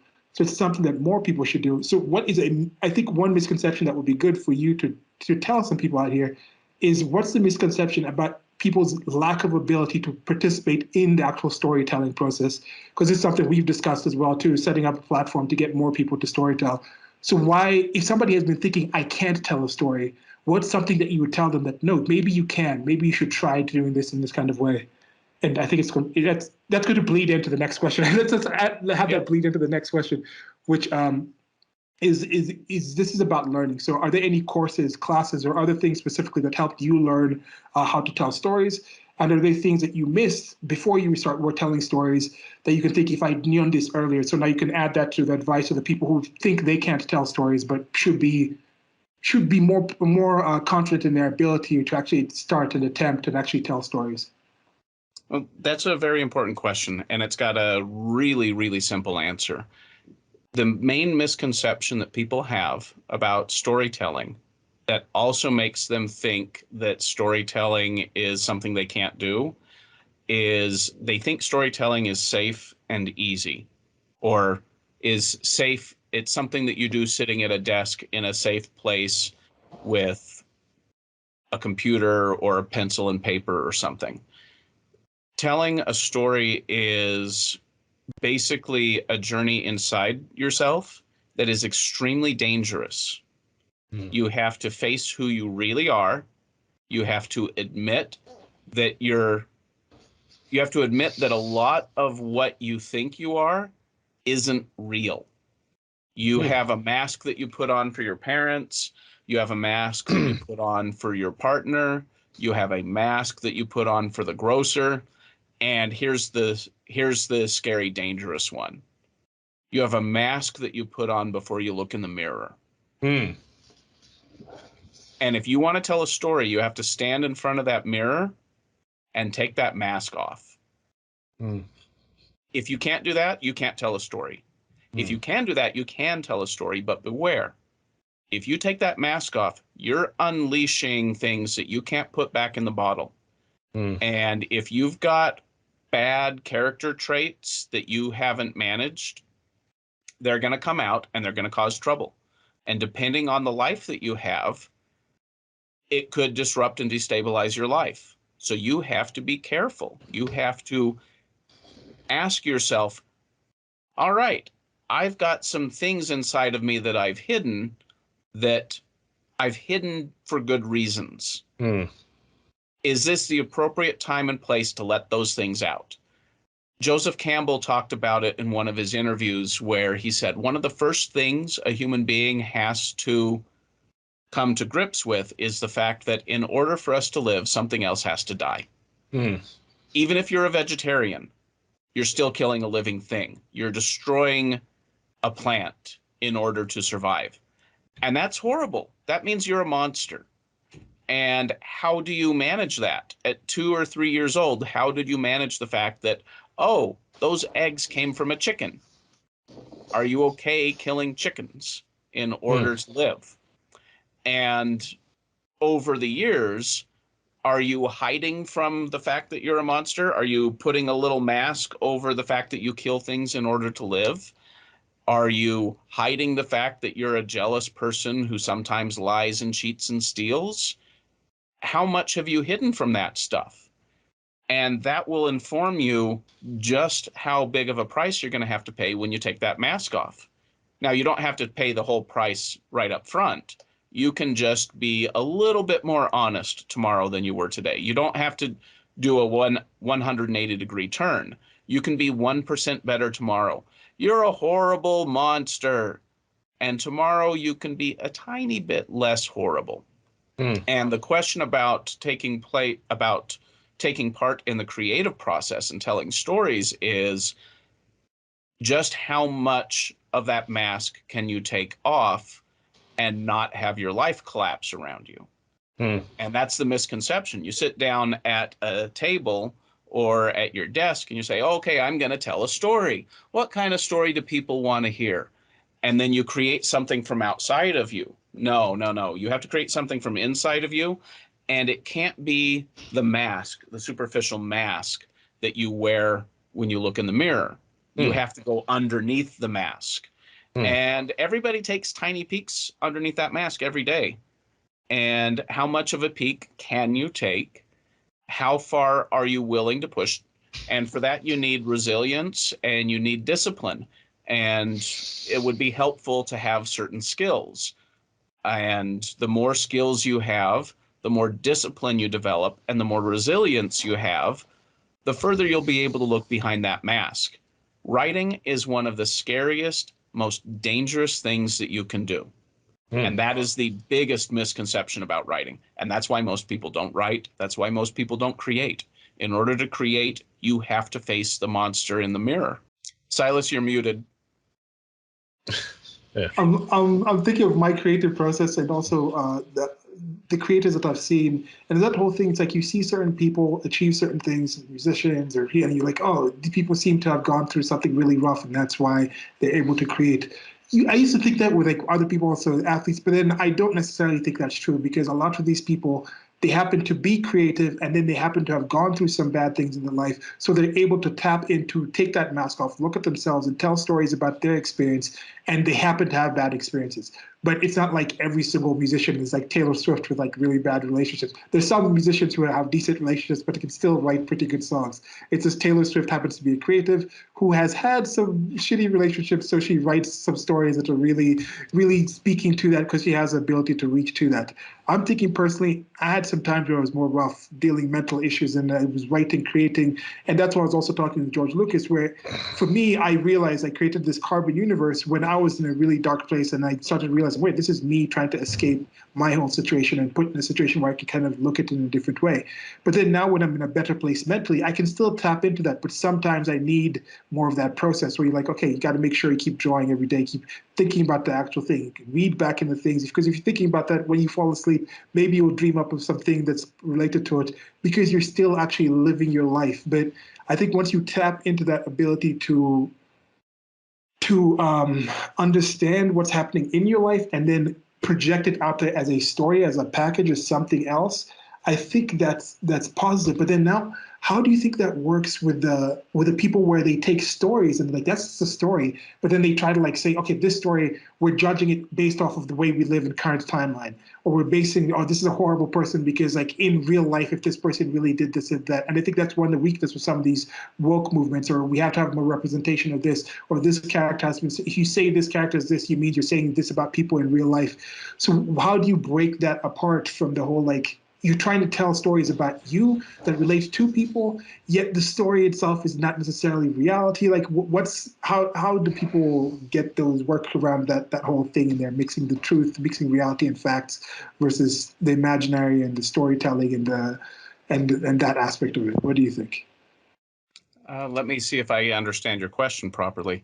You're asking how do people manage the stuff that comes internally and the stories that are external and the narratives that are external? Yeah, I'm saying there's definitely a part where I agree where like part of storytelling is ability to tell certain things from your life and put it out there in the stories. But I think some of the weakness of some of the storytelling in current timeline is people saying this story has to be my lived experience. Or if you write this in the story, it means you're saying something about people in reality, where there's kind of a breakdown between people wanting to project everything about their personal lived experience onto these characters, or people saying everything about this imaginary character is talking about what's happening in reality. Yet we're saying like stories come from being able to face reality, yet stories are also not necessarily reality. So, and it also goes back to the whole thing, like what does shape it? The episodic thing. Is it the storytelling that's episodic that shapes people being episodic? Or is that because people are episodic that they reach out and demand more episodic stories? So where do you think that the division is there? Well, episodic stories are created for people who are living episodic lives. Mm-hmm. And the non-episodic stories are created for people who are leading non-episodic lives.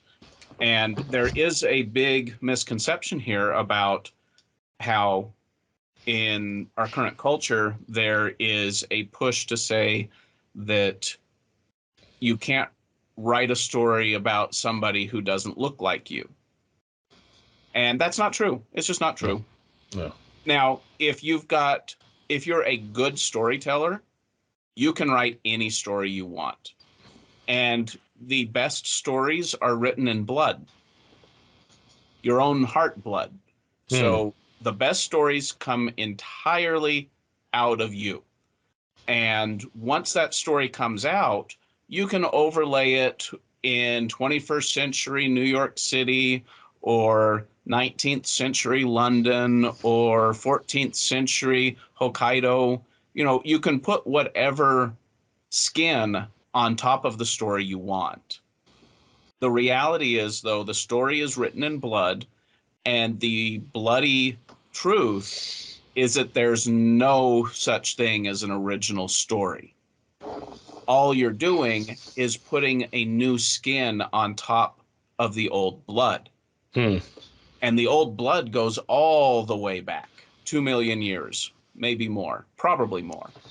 And as we develop new things, well, okay, now we have cell phones. So now we have to retell the old stories about killing the king in your house, but with cell phones now. Okay, got to have cell phones. All right, and now we're in a woke culture, and you may be laboring under the misconception that the establishment will not tell your story if you're not the right skin color, gender, sex, or whatever for the story that you're making. And that's absolutely not true. The reality is that there is a very small, very vocal minority who is resentful and destructive. And they want to dictate what stories get told because they want to control the world. They want to tell people how to act. And they think that if they can just gain control of this institution, then everyone will have to do what they say. And you can see that in the words of a former president of the United States when he said, "You don't understand.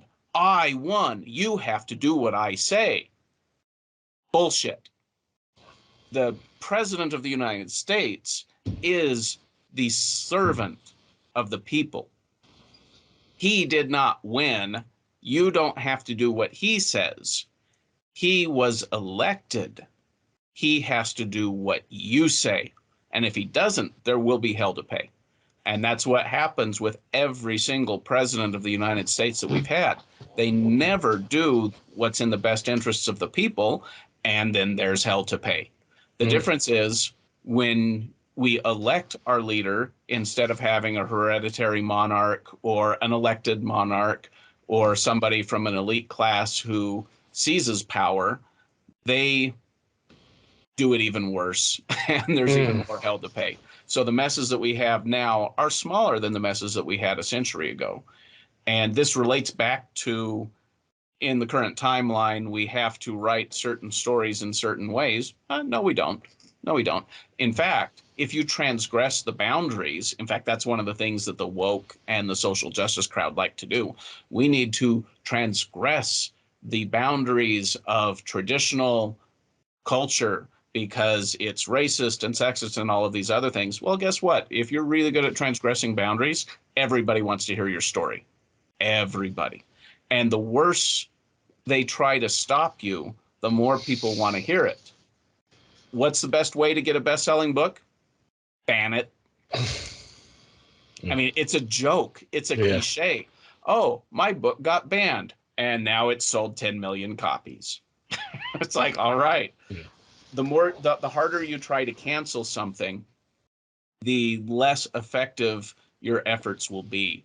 In Star Wars, there's a quote about canceling in Star Wars.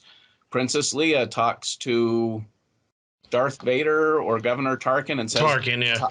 the tighter you grip your fist, the more star systems will slip through your fingers. And you'll see it in churches and in other places. There's this concept called the Overton window. And what the Overton window is basically nothing more or less but that area in which you're allowed to operate without getting canceled. Yeah. And before it was called canceled, there were other ways to describe it. But if you had something worth saying, it came out. Solzhenitsyn in the Soviet Union was expelled from the Soviet Empire in a world where they literally built walls to keep people in. Yeah. They didn't want to hear what he had to say. And they were so emphatic about it that they kicked him out, and he still got his say. And he had something very valuable, something very worthwhile to say. So if you have a good story, the fact that people are saying, no, you're outside of the Overton window, you can't tell that. Well, if you try to tell it and it's just a mediocre story, then it's not going to get heard. But if you try to tell it and it's a good story, the fact that it's outside of the Overton window will actually make it even more popular. Because if it's a good story and it's outside of the Overton window, then there's a great need in the population to hear your story. And that's the magic. You need to find a story that people need to hear. So you look at the Overton window, and then you look outside of it, and you say, what is outside? What is being ignored by our society that is hurting us? Your main character has a great flaw, a great weakness, either internal or external, preferably both. And the better that flaw reflects the flaws that society is ignoring, the more society is going to want to hear your story, because people are actually brave. People are courageous. They want to hear the truth. They want to tell the truth. Okay, so Ed dropped off a bit there for a second, but he was pretty much finished with that question. But he just a few things with that he had said, and I was thinking, yeah, possibly I think I was doing the mistake as well of actually thinking when the people say they're talking about their lived experience, it really is their lived experience. But a lot of these people are actually collectivists, or they're actually playing characters. When somebody's saying, I'm telling a black story, it's not really their lived experience, where it's like their character, they're already a character as a black person, as a black, gay, transgender, paraplegic person. Why do you introduce all those things unless you're already playing that character in that sense? So that whole thing, like you said, if you're telling a story and you have to introduce the character first, you're telling them what that character is instead of just living that character. So I think part of the problem is they say this is my lived experience. Easily. Yeah, go ahead. I can answer that really easily. When you are telling a story from a place of identity, you are not an individual. You are nothing more than the mask. And that's the mask that has to come off when you look in the mirror. If you're going to tell a story from gender, race, socioeconomic class, background, tragedy, all that stuff, that's the mask. And what people are demanding is that you only be the mask. They do not want you to take the mask off. And what that means is that they are desperately afraid of taking their own mask off, and they're projecting it onto you. And they figure if they can make everybody else weld that mask onto their face, then they won't have to take off their own. Yeah. And that also plays into the whole aspect we're talking about with the structure, where it's not the 3-arc structure, but part of the key part of storytelling is there's an issue, and then we're telling a story about how this issue is dealt with. Otherwise, it's kind of a lack of interest. Yet you have some of these people who have enshrined weakness. They say like weakness is the goal, like the issue is the goal. You don't tell us about how the issue is solved, or don't tell us like even issues come. Just tell us about the person leaving without any issues, or the issue. Focus only on this person has a weakness. The weakness is the power, is the superpower, and that's just not how life works in general. Like if you're stuck on an issue that's anti-life, like weakness is anti-life. Like life is strength, life is continuous, life is overcoming things. But if you're just constantly stuck in just a state of weakness, that leads to death relatively quick. But some of these people are nihilists, so it's not too surprising that they come with that. Hmm. Yeah. Okay. So moving on to the next question, and we wanted to get these ones in because it's the most important ones. Most important question of this is: do you like cheese? And if yes, which ones and why? And if no, why are you such a horrible person? Yes, I love cheese. I like most cheeses out there. The stronger the flavor, the better, generally speaking. I've had butter cheese. I don't know if you've ever had Butterkäse. It's extraordinarily smelly, but it tastes very, very good. I think I've tried it at one point, but I'm trying to remember now. Now, generally on any given day, I will typically go with a nice sharp cheddar or a Swiss, but I like blue cheese. I like Gouda. I like mozzarella. Now, the Goudas and the mozzarellas are more mild cheeses. They've got their uses. When I want cheese, though, I'm generally going to want a hard cheese that's got a strong flavor to it. Hmm. Yeah, you should go with Steven to Casa Lula, and you can check out the pairings that they have with the cheese there. They have the cheese and the condiments and the things like that kind of go together.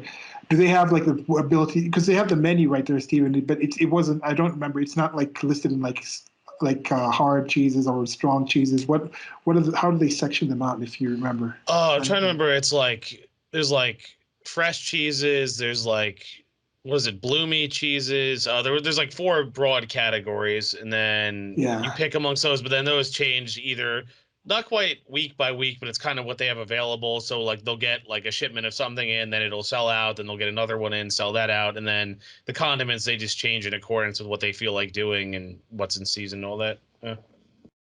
Yeah. What was the last cheese meal you had, Ed? Like, when was the last time? I had some today with a potato salad. It was like a different take on potato salad with like potatoes, some salad dressing. I used some tartar sauce instead of like ranch or whatnot. Of course, the grapes. Another suggestion: freeze grapes. Like I just threw the grapes in the freezer for a bit so they can kind of just get a bit, kind of not frozen fully, but just a bit harder and stuff like that. And then some red bell peppers, and then I put some Parmesan cheese in there because I like using Parm in different type of things. I put it in the coating of some deep fried foods or something, or you use it in salads and stuff like that. So I put it in the potato salad. Not so much, but it was really good. But what was the last cheese dish you've had? Well, Ray made a sandwich last night. It was supposed to be a ham and cheese sandwich, but it turned into a very interesting concoction. I'm not sure about everything that she had in there. It was very good. There were several types of butters and cheeses, and then the ham, and it was really good. All right. So ham and cheese was like a grilled, melted, or just ham and cheese, Grilled. like room temperature. All right. It was Yeah. grilled. Very Yeah. So melty. Stephen, most definitely, you should definitely take him to the cheese Casalula place. That's one good place to kind of get the Yeah. place to kind of get with that. But yeah, cheese is amazing. I don't know. We've done. No, I don't think it's worthwhile to do like just the cheese one. Just when cheese comes up, because we've done a special burger one, the different conversation series I have with Steven was like dish on dish. We did one on specific in burgers. We haven't done we did Casalula, which is just focusing mostly on the cheeses. So there is that, but I don't think we can do like a whole. We might. Well, We because might I've gotten cheese plates in other places, but depending on the place, they're usually like the one at Minetta Tavern is not that impressive, so it's like it's not much to talk about. I'd rather just go to Casa Lua a bunch of times and try different stuff, honestly. Yeah. You'd also been talking about the different sorts of things, like in the end of stories, the last 90 minutes is things that people take away. Now that's the second Yeah. thing with time wise. Things are going to remember certain things in a certain way. You said that with storytelling, but we've also talked about culinary arts, and culinary arts is also some process in there where you talk about the different mouthfeels. This food goes with this food. You don't want to get them too full at the start of the dish. And Stephen had also mentioned that top chefs have said, yeah, the desserts are things that you have to have. And then it's also with the dessert themselves, is like the four C's: coffee, chocolate, citrus, Caramel. caramel. So Yeah. those are the kind of structures that you're using it. And it's also key to have, like, top restaurants will have a really good dessert because people are leaving off with it. Yeah. So as being someone who's like a storyteller, what aspect do you think, how do you think that telling stories works in things like in culinary arts or in pottery and other sorts of arts? What sort of process of telling stories about things, whether it's stories about the history of this dish is with this and this and this, do you think that plays a part with like the taste of the dish, or if somebody's just like, this is a good dish and I really don't know where it's from or anything back, what do you think that part plays in that? Well, stories and music and food have a lot in common. They're all very visceral. They all have a big impact on the mysterious inner workings of the human body. And as a result, they have a lot in common. And the more prepared you are for the next event, the better your experience is going to be. If you start out a story with the climax and you have a big battle and then the hero wins, if you don't know why you're there, then it takes away a lot of the drama. And if you just finished eating a big block of cheese and then you try to take a bite of something delicate, then you're not really going to be able to taste it because the cheese is still going to be filling your mouth. So you need to start off a meal with something that'll cleanse your palate, and then you move on to something different. I'm not the best at articulating how the different courses lead into each other, but there needs to be a logical progression to your meal if you're wanting to have the best possible experience. And it doesn't matter about the ingredients that you're using. There are better orders with your ingredients, regardless of what they are. You can do certain things to make your experience better, no matter how good or poor your starting ingredients happen to be. And it's the same thing with music. You need to start out by cleansing your ears and getting everything ready for whatever piece is going to be played. Yeah, there is an aspect there where the storytelling is in many different sectors of the world. Where when you get into things, you see as we were talking about the creativity, there's creativity going on. Even with that, we were talking about. Yeah, I think that is the difference. Creativity comes when you have an actual challenge and you have to find a way to overcome that challenge. So I think there is an aspect there. Now, I think we can transition now to the last question, as we were talking about with stories being in other places. If you can tell us a bit about just any last things you want to add about the things that you do, so earning, cost benefit analysis, trade-offs, and do you meet people and like the writers, you deal with other writers and things like this. One thing I'd like you to mention is maybe a few ways that you learned to do it. And I remember finally listening to Treason, which is about this planet. It was one of the earliest books that Orson Scott Card wrote. Orson Scott Card, for those who might not know him, he's best known, I think, for the Ender's Game series. And he was talking about how in his early time, he used to meet with a bunch of other writers that actually are rather successful now, but they were talking about, let's write in this way, let's write in this way. And then he kind of was bouncing the story around and came up with that. So can you tell us a bit about the different processes that you use to actually learn how to write, and if there's ways to get into, like, I hate the term is kind of overused, community, the writing community, and how to get that out there? Well, there's a lot of different ways you can learn to write. The most important thing you can do to learn how to write is to write in a journal.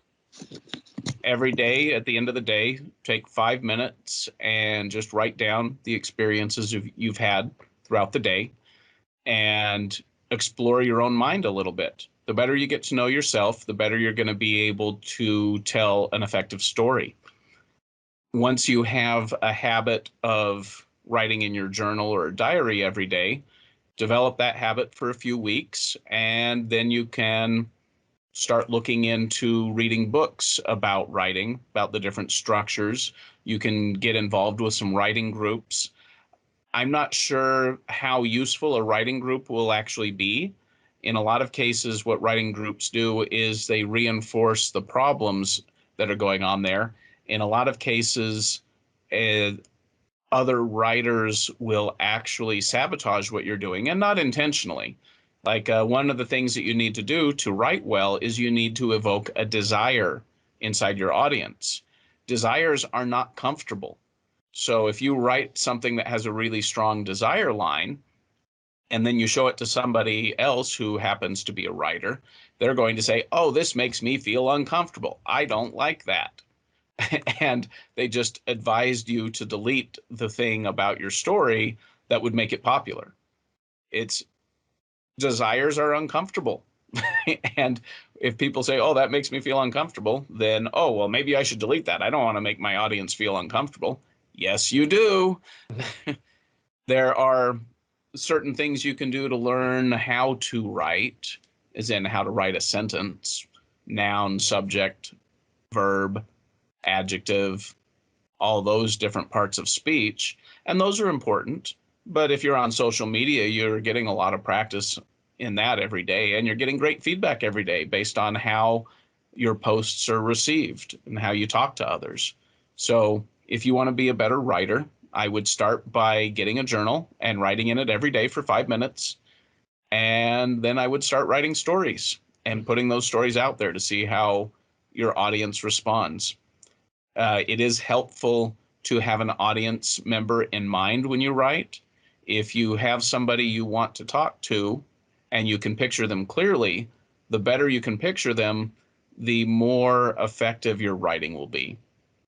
So there are lots of ideas like that. But the most important thing would be to write every day in your journal and put your stuff out there. You don't, not necessarily your journal, but write every day in a journal, and then write stories and put them out there and see what people think about them. Yeah. Stephen, anything else you got to ask about the writing and the things? No, I think Edward summed up a lot in this discussion. Yeah. I think it's pretty good. So we've come to the end of this, and Ed, thanks a lot for coming along with us on this. And I think this will be the first one we might do in 2 parts, because otherwise we would just put like a 1 4-hour part. I'll talk to Stephen after this. We can see, we'll see what kind of technique we actually go with releasing. But right now we're going to switch off to the last 3, and the last 3 questions are kind of quick ones. These ones we're building up this section as this comes up. So do you have any questions for us to begin with, just off of this, Ed? Not right now. You've been very forthcoming with your opinions and ideas. Okay. And then the next of the last 3 questions is, do you have any questions for anyone else who may be part of this series, or maybe reading or listening to these answers or whatnot, wherever? What would questions you'd have for them? I've watched a couple of the episodes in the series. I don't have any questions that I can think of right now. Okay. Nothing even for somebody who might be watching the topic, like, let's say there's somebody who's, like you said, when you're telling a story, no, this wasn't telling a story, this was a conversation between the people. But let's say this was somebody who's coming here expected to have certain story, they saw the title and like, okay, this is somebody about writing. What question would you have from that person you can envision coming to this in that kind of way? Can you think of anything off the top of your head? If you can't think of something now, we can also maybe come back later and add them. Yeah, I'm not sure what the question is.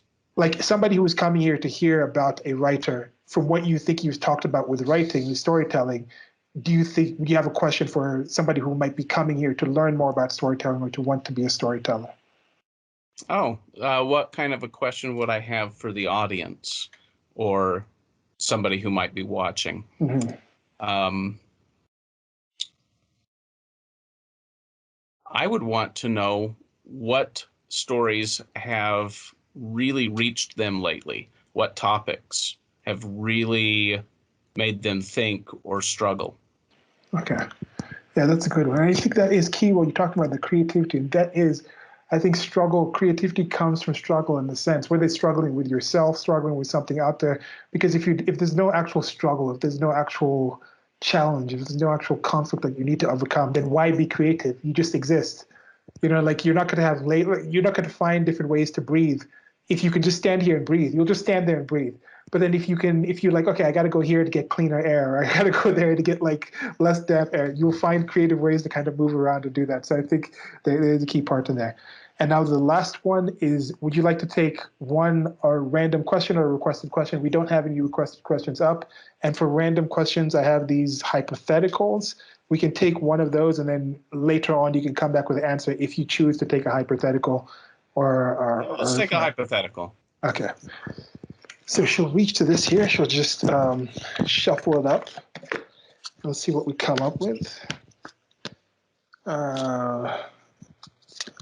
Let's go here. Okay, the unknown companion. This is a bit of a longer one.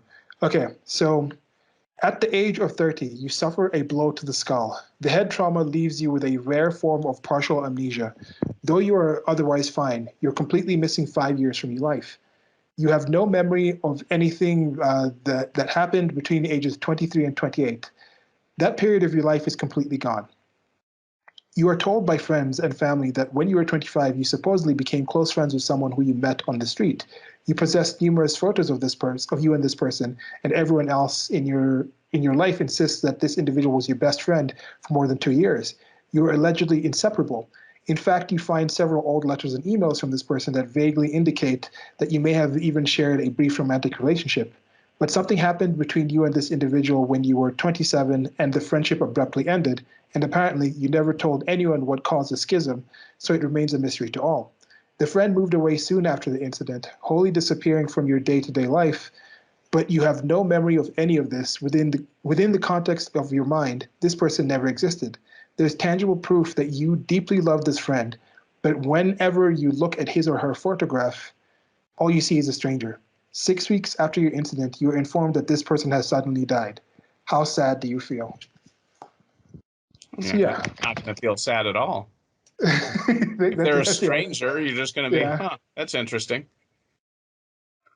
So with this one, it's kind of tough to think, because this is the thing. Now, if you remember something, if you don't remember, you do, like, for example, if you're blackout drunk and you do certain things and you wake up, you don't have a memory of you doing those things, but you actually did those things. Now, if you just did certain, let's say before you were 2 or 3, when you don't have any functional memories. We did things as kids. We existed for years as kids that we don't remember. So do those things still happen? Now, in this one, you actually did those things as a completely cognizant adult. There's evidence that you did those things. You don't remember the good parts, but you also don't remember the reason to stop. So I guess I don't know if I would default on only the fact that regardless of me caring for that person, something happened for me to stop caring. So maybe I would trust myself enough at that time that I still am who I was at that time. So if something happened enough for me to stop talking to this person, then maybe I don't care enough for this person anymore. But I don't know. It's kind of tough. What do you think, Steven? It's hard to say either way. I don't know. Because like you say with the drunken analogy, it's like you don't really remember it happening. So did you value it? Yeah, I don't know. It's something I would have to think more about. I can actually change my answer a little bit. It depends on the kind of person you are. If you are a very anxious person, if you're fearful, if you don't feel satisfied with your life, then you're going to ask a lot of what if questions. And then you're going to be preoccupied, and you might end up feeling a lot of negative emotions about the fact that this person died. If you're very satisfied with your life, if you're a happy person who's not very anxious, then there may be a little bit of curiosity, but you've got plenty to keep you busy and occupied, and you're reasonably comfortable with your life, so you're just going to move on. But if you're not comfortable with your life, if you're anxious, then you're going to feel pretty you're more likely to feel uncomfortable about this episode, because you don't know, maybe that's where the solution to your problems lies, and now it's gone forever. Yeah, so you at 30, what do you think you'd have felt? Like, do you think you're in the same mentality you are now that you were when you were 30? Me at 30? At 30, I'm